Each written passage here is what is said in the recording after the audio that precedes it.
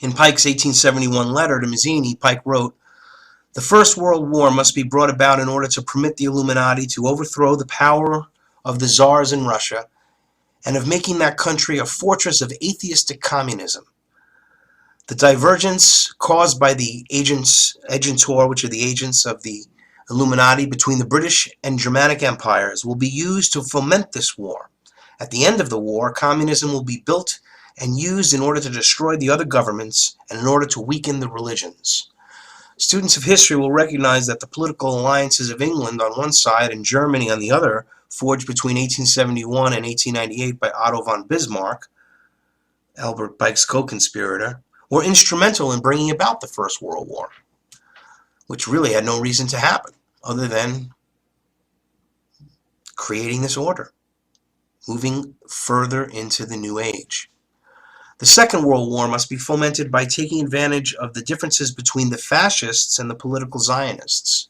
This war must be brought about so that Nazism is destroyed and the political Zionists will be strong enough to institute a sovereign state of Israel in Palestine.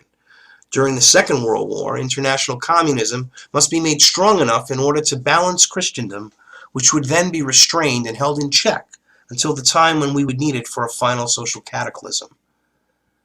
After the Second World War, communism was to be made strong enough to be taken over by weaker governments, ladies and gentlemen. In 1945, at the Potsdam Conference between Truman, Churchill, and Stalin, a large portion of Europe was simply handed over to Russia. And on the other side of the world, in the aftermath of the war with Japan, they allowed communism to sweep into China. Now, how does this happen? Well, you had three Freemasons up there. Churchill, Truman, Stalin, and before Stalin, FDR, all Freemasons, all working for the order. Now, those who believe that Nazism and Zionism were not known in 1871, since none of that appears in history books or was taught in school, will learn as we move forward that the Illuminati invented both of these movements.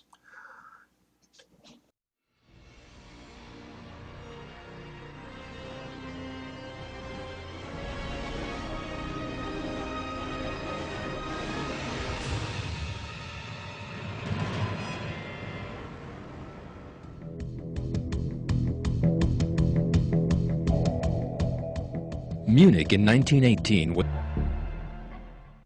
Pike wrote of the Third World War. Third World War must be fomented by taking advantage of the differences caused by the agents of the Illuminati between the political Zionists and the leaders of the Islamic world.